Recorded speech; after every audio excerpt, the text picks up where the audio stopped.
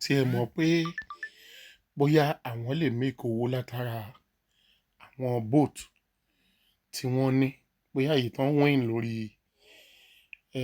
raffle ticket ni o. Gbogbo boat tèmi lórí yìí o, ó ti yé, ó ti rí 2.5, 25, then àwọn boat 50 náà wà bẹ́ẹ̀, ó ti rí boat bíi 100 òun ni, ó ti rí.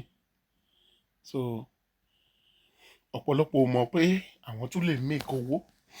Now fún àwọn tó bá mú èèyàn wọlé sínú bísínẹ́sì, ó wá ra raffle ticket, òun ní boat bíi mẹ́rin, $1 boat pẹ̀lú àwọn reward point.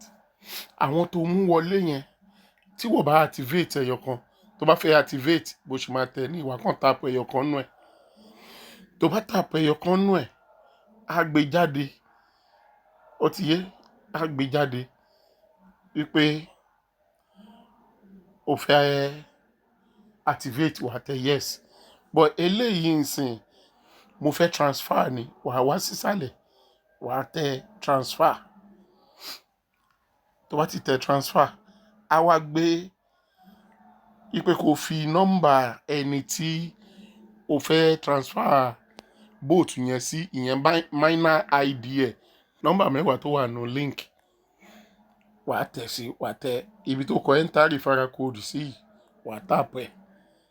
Á wá gbé kíni wà tẹ nọ́mbà yẹn sí, pam pam pam pam pam pam pam pam pam.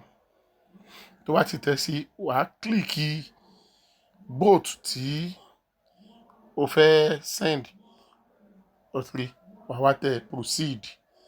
Tó bá gbé question wà tẹ yes, ó yẹ proceed. But nítorí pé ṣó ti rí, ó ń béèrè pé are you sure you want to transfer, wà tẹ transfer boat, ó ti lọ nìyẹn.